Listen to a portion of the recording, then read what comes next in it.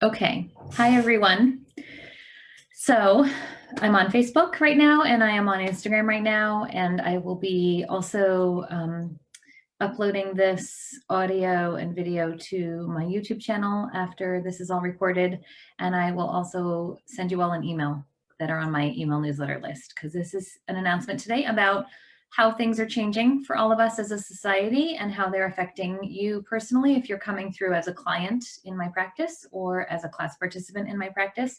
And also I want to share some resources with you that you can be taking advantage of if you are a member of all the different things that we have going on in my community. So first and foremost, this is an announcement about my personal practice and the things that I'm going to start doing and changing. And then there's an announcement that's more like a global, how we can come into the community together and support each other piece. So bear with me here, okay? I have a lot to say.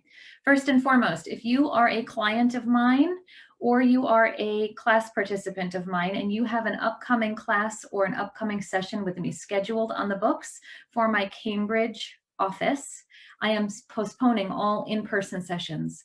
I am switching you all over, and from today forward, I'm going to only be offering online options. As you know, we work through Zoom. So if you have a spiritual coaching session with me, we'll do it through Zoom. If you have a Reiki session with me, we'll do it through the distance Reiki option. If you would like to postpone a session and you would rather wait till you can see me in person, I completely understand. I'll reach out to you each individually after this message here, and I will reschedule with you accordingly.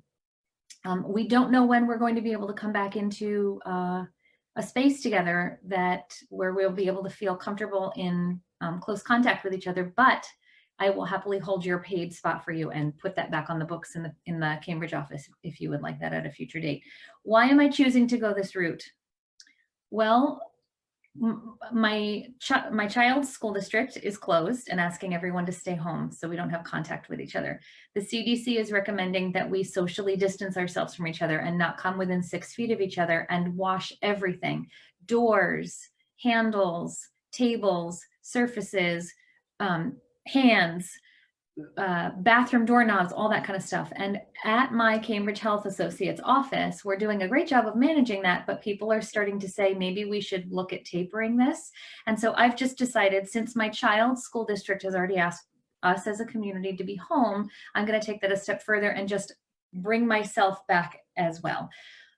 I'm not doing this from a place of fear. I'm doing this from a place of being responsible. Things in our community have not gotten blown up yet. I mean, we're starting to ramp up here in the Boston area, but things have not really gotten to the place where they are in China and Italy. And I would like to remain well, and I would like you to remain well. So I'd rather be ahead of the curve a little bit and help to flatten things before they even get started. You know, that flattening the curve term they're talking about, right?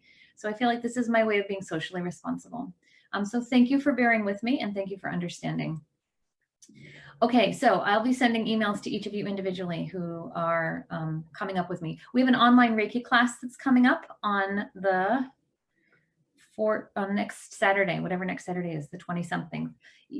It's going to switch to online, and then you all will be able to come and be with me in the office for the hands-on portion of how we give Reiki to each other. We'll figure that piece out at a later date.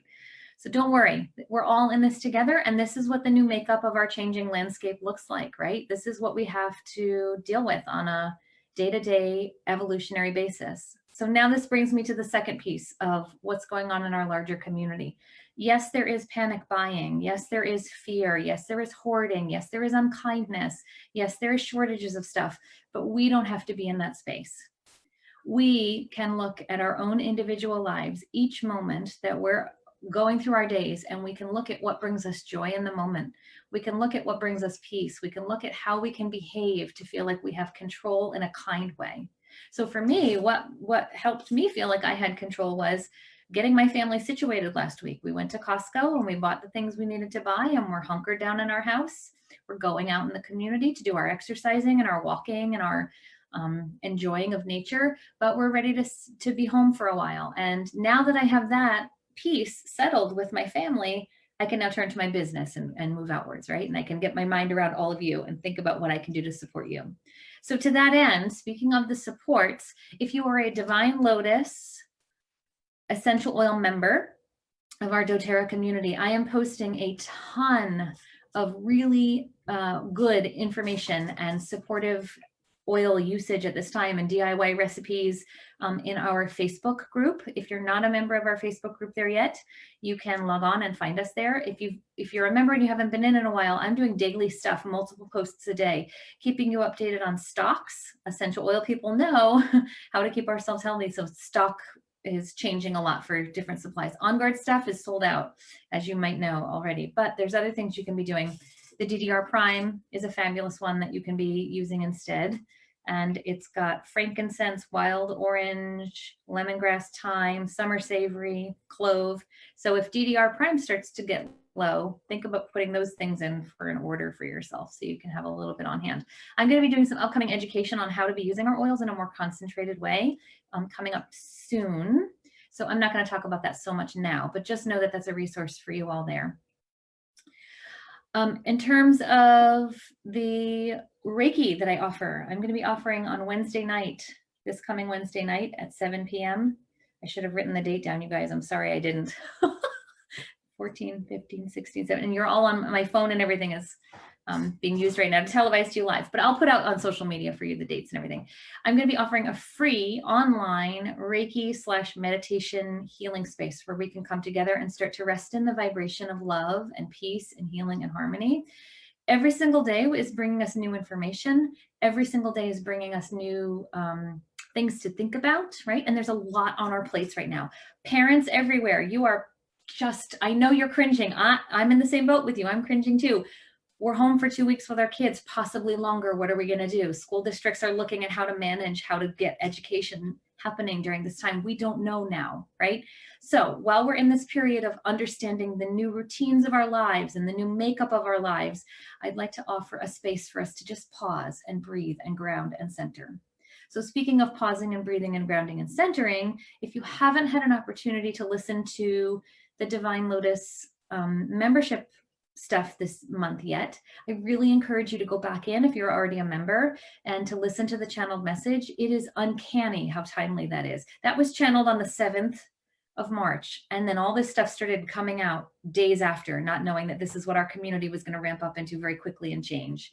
Okay, so it's very timely. The Council of Light have left us a lovely message about how to be calm and how to be centered and how to limit our media exposure and how to do some self-care that transitions, and they take us through a lovely meditation that brings us up into the higher realms for the rest of the world. And that's partially why I'm going to be offering a Reiki share / meditation on Wednesday night, so we can all rest in that space together. The more opportunity we have to touch stone with the groundedness and the peace and the sacredness and the centeredness of our lives, the easier each day gets. Okay.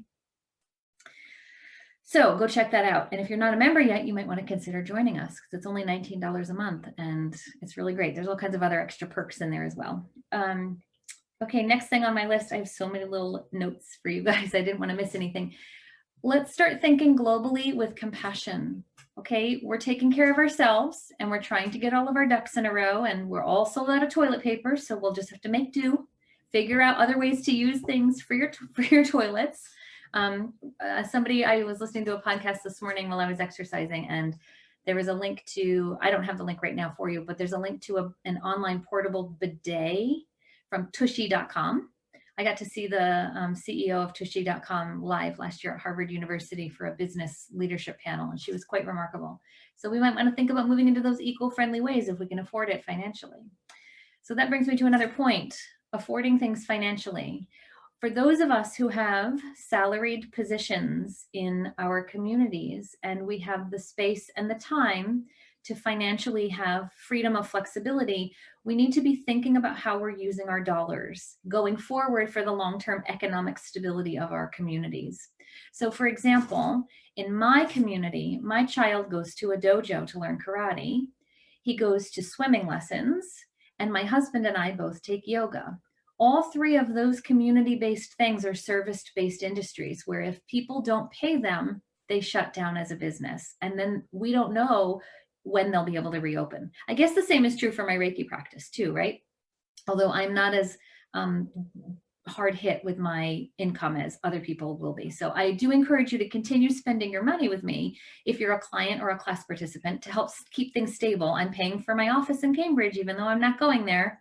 I'm still using rent, I'm still paying for rent. I'm still doing all of the back end costs for the business that run the business, but that's an aside. What I'm really talking about are the more highly impacted people.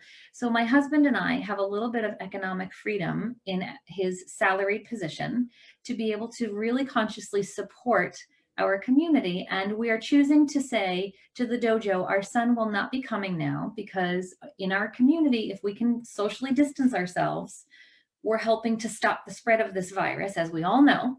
We're doing this as a good stewardship of the community kind of idea. But we want to make sure that you, as a community member, this man lives in my neighborhood, right? He lives where I live. His children go to the schools where I go to, my child goes to school. They're my community members. So I want to make sure that he thrives too. I'm going to continue giving him the money that my son would normally be paying to go to the dojo for, and he might just not go to the dojo. Do you see what I'm saying? Same with yoga. My husband is going to pay for his yoga classes to the local teacher, and she's a physical fitness trainer, so this is how she makes her income. He's just not going to participate in the group classes right now. So if you have the space and you have the flexibility to start thinking about how you can do these kinds of things, think about this very carefully. If you can't, don't pressure yourself, right? There's a yoga company online. I can't remember the name of it, but they're opening all of their yoga classes for free through April. Start looking for these opportunities and start sharing these opportunities out in your communities. Post them on your social media feeds. Get the positivity that we know is here in our communities out, disseminate it, send it to the people, right? Invite people to come with you on Wednesday night to the Reiki share that I'm offering online, even if they're not Reiki trained or Reiki practicers, because they can just sit in an energy of love and compassion and start to feel better. Okay, next thing is to start thinking about our neighbors. I know we're not supposed to come in within 6 feet of each other, but it's really important for us to think about social isolation. And the more we start to really take this and change as a society and get closer and closer to home and quieter in our environments, depression is what some of our medical professionals are thinking about is going to start to ramp up. So let's look to our neighbors. Who can you check in with? Who can you form alliances with? Yesterday, I went and I knocked on all my neighbors' doors. On this side of me is the 85-year-old retiree who's single and lives by herself. I wanted to make sure she had what she needed, and she had my phone number if she needs anything coming up. I might get to the point with her where I do a daily phone call check-in with her so she can just hear someone's voice on the phone, because she won't be that as lonely. On this side of me, 2 and 3 houses up are families with young children. So we've all decided that we're going to share our resources if they get scarce. We're not going to hoard our toilet paper. We're going to share it with each other so that our kids can have what they need. We're not going to hoard the milk. We're going to share with each other as we start to run low, and if we can't find any at the stores. We don't know what this is going to look like going forward. And I'm not trying to talk to you here in a panicked way, because I don't feel panic at all. I'm looking at this from a rational, logical perspective of the community does not have an understanding of how this is operating. And so we're a little bit untethered right now, right? So I'm just looking at all the options, and I'm trying to approach things from a place of positivity and sound judgment. So a couple doors up, the woman who has the 2 young children works with Young Living, and I work with doTERRA, and we've both decided that if either one of us can't get our hands on the kinds of supplies that we need for immune boosting stuff to support our families and staying well, we're going to share our resources together, right? There's no reason why we have to keep ourselves isolated and scarcity mindsets. We can open our doors and communicate with each other. And I mean, look at what's happening in Italy right now. This is a great example. They're all opening their windows and leaving them open so that those lonely people can hear TVs going, they can hear community conversation, they can chat with each other across their town squares. And you all saw yesterday I posted this in my feed, I'm sure you've all seen this, the beautiful song. They're all singing the national anthem there because they've been quarantined to their homes. We have the power to be kind. We have the power to be gracious. We have the power to be as non-fearful as possible in this situation. And one of the things that helps me to do that is having knowledge and having information that is credible. So I've limited my resources for where I get my information from. And I'm only doing things at certain times of day. I'm not constantly listening to the feeds and the news updates and the 24-hour crush of information around all of this. I'm just choosing one time of day. Now that I'm going to be home for a few weeks with my child and my family, I'm still keeping my routines as normal as possible. I'm meditating every morning like I normally do. I'm exercising every morning like I normally do. I'm participating in I take full showers. I'm wearing my fancy dress shoes right now, even though I'm home in my home office. I'm eating my healthy food at the same time of day that I would normally be eating it. These routines that we're used to in our day-to-day environment where we're leaving our homes can still happen now that we're starting to think about bringing ourselves more into a singular space in our communities, inside our dwelling spaces, right? I'm really looking forward to bringing you some more information about how that all starts to play out on a personal level. So in that regard, I've opened up what I call social distance on my stories in my Instagram feed. On a daily basis, I'm posting positive things that I'm doing on a micro level to support myself in this unfolding, ever-changing environment, because it's inspiring. And I hope that it helps you to feel normalized and to feel positive and to feel happy and healthy with what's happening in your worlds as well. And you should start to think about sharing these things with your communities and your families and your loved ones as well. More concentrated FaceTime calls with loved ones. Last night, I happened to notice on Facebook, there was a Shabbat ceremony being held, and lots of people were tuned into that one. The family had the guitar, and they were all sitting around their coffee table, and they were celebrating Shabbat, and they were streaming it live online. They weren't in the synagogue, but they were having Shabbat at home, and their community was able to be there to be with them, right? So let's think about all these different ways that we can band together and start to move forward with all of this in a space of kindness and grace and compassion and sensitivity. And it's okay if we mess up. It's okay if we get frustrated. It's okay if we get angry. It's okay if we get upset. In this world of ever-changing, lots of information going on, if our feathers are ruffled and if we feel like we've gone off the rails, as soon as we notice that, allow ourselves the ability to come back to centeredness. Allow ourselves the grace of saying, I'm sorry, I'm stressed, I messed up, and we move forward. We apologize and we move forward with more compassion. Do this for ourselves first so that we can then do this for others next, right? And actually, I'm really curious to see, I'm one of those people that's the glass is always half full versus being half empty. I'm really curious to see how this online world starts to change for us and shapes things for us. I have a market in my business where it's very easy for me to adapt to shifting everything exclusively online for a little while.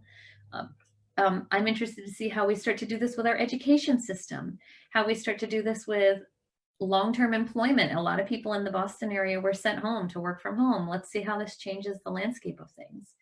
Good stuff is coming out of the unknown and the ruffled feathers, folks, right? We just have to keep putting our hands together and remembering that. So let's just all take a minute. I know that you're busy and I'm going to wrap this up in a second, but while we're gathered together in this group, I just want to take a minute to honor ourselves and take a breath. You can put your hands anywhere you need them to be, on your head, over your eyes, over your heart, over your belly. Just close your eyes for a second and take a nice deep breath in. Do that again. And one more time. And in this moment, you can say to yourself, I am happy, and I am healthy, and I am content. I feel peace in my heart. I move forward confidently in this moment, knowing that the next breath I take is full of peace and joy and contentment. I hope you feel a shift, because I certainly do. Every time we call ourselves back to that environment, it helps us to get real still and real centered, right? So do that for yourselves over and over and over again. Okay, so I'll keep posting you, keeping you updated with new things. And if you're one of my clients or class participants, if you haven't gotten an email from me already, you will. Look for an email soon, okay? Mwah. Love and light.